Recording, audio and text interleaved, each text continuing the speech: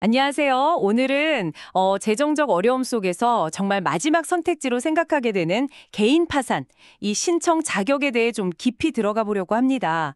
여러분께서 공유해 주신 그 홍연필 변호사님의 설명이 담긴 유튜브 영상 자료가 있는데요. 이걸 바탕으로 누가 또 어떤 과정을 거쳐야 개인 파산을 신청할 수 있는지 그 핵심만 딱 뽑아서 정리해 드릴게요. 이게 상당히 좀 복잡하고 중요한 내용이니까요. 지금부터 잘 들어주시면 좋겠습니다. 자, 바로 시작해 볼까요? 영상에서 그 홍연필 변호사님이 가장 먼저 딱 짚어주시는 게 개인 회생하고 개인 파산, 이 둘의 근본적인 차이점이더라고요.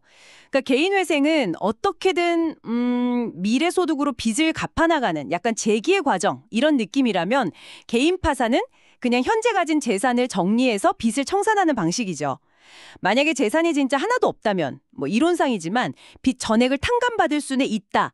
바로 이 점 때문에 자격 요건이 훨씬 까다롭다고 하더라고요. 아, 맞습니다. 그 전액 탕감이라는 게 사실 엄청난 결과잖아요. 그러니까 법원에서는 이걸 굉장히 아주 신중하게 볼 수밖에 없어요. 첫 번째 관문부터 좀 보죠. 너무 당연한 이해 같지만 빚, 그러니까 채무가 현재 가진 재산보다 확실히 많아야 합니다. 재산으로 빚 갚을 수 있으면 파산은 당연히 고려 대상이 아니겠죠. 이건 상식적인 출발점이고요. 네, 그렇죠. 그 다음으로 이제 중요한 기준이 바로 소득인데요. 영상에서 그 2024년 기준 표를 딱 보여주면서 설명하는데 소득이 법정 최저 생계비보다 적어야 그래야 이제 개인 파산 신청 문턱을 넘을 수 있다. 이렇게 나오네요. 그리고 이 금액은 매년 바뀐다고 하니까 꼭 확인해야 하고요. 근데 여기서 이미 개인 회생으로 갈지 파산으로 갈지 길이 좀 갈리는 거군요. 최저 생계비보다 소득이 좀 더 있다면 일단은 개인 회생 쪽을 알아보는 게 맞다. 이런 의미로 볼 수 있겠네요. 그렇죠. 거기서 이제 한 걸음 더 들어가면 이게 좀 복잡한 문제가 나와요. 바로 가족 재산 문제입니다. 그 홍연필 변호사님 영상에서도 지적하듯이 법원은 혹시 채무자가 재산을 배우자나 부모님, 자녀 이름으로 이렇게 숨겨놓진 않았는지 이걸 아주 예리하게 살펴봅니다. 그래서 가족 명의 재산이 채무자 본인과는 정말로 아무 관련이 없다. 이걸 서류로 명확하게 입증해야 하거든요. 근데 이게 생각보다 그 과정이 좀 까다롭고 많은 분들이 여기서 좀 어려움을 겪으세요. 단순히 서류만 딱 보는 게 아니라 그 재산이 어떻게 형성되는지 그 과정까지 다 들여다본다는 거군요. 야, 정말 쉽지 않겠는데요? 그리고 또 다른 요건으로 채무 변제 능력 이걸 보던데요. 예를 들어 고령이시거나 아니면 질병 때문에 경제 활동이 아예 불가능하다면 파산 신청이 좀 유리할 수 있겠죠. 근데 영상에서는 또 젊다는 이유만으로 무조건 안 되는 건 아니다. 이렇게 딱 잘라 말하더라고요. 결국 중요한 건 지금 상황에서 도저히 빚 갚을 능력이 없다. 이걸 얼마나 설득력 있게 증명하느냐? 이거겠죠. 맞습니다. 그리고 이 모든 요건을 다 갖췄다고 해도 어떻게 보면 가장 결정적인 허들이 하나 남아 있습니다. 바로 면책 불허가 사유. 여기에 해당되지 않아야 한다는 점이에요. 이건 정말 중요한데요. 만약 이 사유에 해당되면 파산 선고는 받았는데 빚은 그대로 남는 정말 최악의 상황이 될 수 있습니다. 게다가 일단 파산 선고가 나면 이걸 되돌릴 수도 없어요. 그래서 홍연필 변호사님도 이 부분을 굉장히 강력하게 경고하시는 거고요. 면책 불허가 사유요? 구체적으로 어떤 것들이 해당되나요?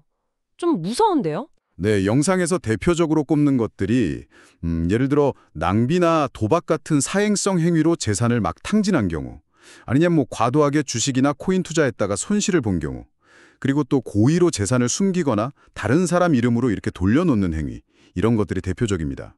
법원은 이런 행위가 있었는지 확인하려고 과거 최대 10년치 금융거래 내역까지 샅샅이 훑어볼 수 있어요. 여기서 이제 법원의 시각을 좀 엿볼 수 있는데 단순히 운이 나빠서 빚을 진 경우하고 좀 무책임한 행동으로 재정 파탄에 이른 경우를 구분하려는 의도가 좀 깔려 있다고 봐야겠죠. 와, 10년이요. 정말 철저하게 보네요. 그리고 마지막으로 하나 더 있었죠. 과거에 이미 면책을 받은 경험이 있다면 개인회생 면책받고내서는 5년, 개인 파산 면책 후에는 7년, 이 기간이 지나야 다시 신청할 수 있다는 제한도 있더라고요. 자, 그럼 오늘 내용을 한번 정리해 보겠습니다. 개인 파산 신청이라는 게 그냥 빚이 많다고 되는 게 아니었네요. 첫째, 빚이 재산보다 확실히 많아야 하고 채무초과. 둘째, 소득은 최저 생계비 미만이어야 하고. 셋째, 본인뿐 아니라 가족의 재산 상황까지 투명하게 공개하고 소명해야 하고, 넷째, 현재로서는 도저히 빚 갚을 능력이 없다는 걸 증명해야 하고요. 그리고 어쩌면 가장 중요한 것, 다섯째, 낭비나 재산 은닉 같은 면책을 못 받을 만한 사유, 이게 절대로 없어야 한다, 이런 거군요. 네, 맞습니다. 핵심은 절차가 생각보다 굉장히 복잡하고 또 잠재적인 위험성, 특히 그 면책 불허가라는 돌이킬 수 없는 결과가 있을 수 있다는 점입니다. 그래서 홍연필 변호사님이 영상에서 정말 거듭 강조하셨듯이 섣불리 혼자 진행하시기보다는 신청 전에 반드시 법률 전문가하고 충분히 상담을 하셔서요. 본인 상황에 이게 정말 맞는 절차인지, 또 위험 요소는 없는지 이런 걸 꼼꼼하게 따져보는 게 정말 필수적입니다. 네, 오늘 이렇게 개인 파산 자격 요건에 대해서 아주 자세히 살펴봤는데요. 마지막으로 이런 질문을 한번 던져보고 싶습니다. 개인이 감당하기 어려운 빚의 무게에 이렇게 짓눌려서 파산이라는 정말 절벽 끝에 서기 전에요. 우리 사회가 좀 더 일찍, 조금이라도 더 빨리 손 내밀어 줄 수 있는 그런 안전망이나 지원 시스템은 과연 충분한 걸까요? 한 번쯤 다 같이 고민해 볼 문제가 아닐까 싶습니다.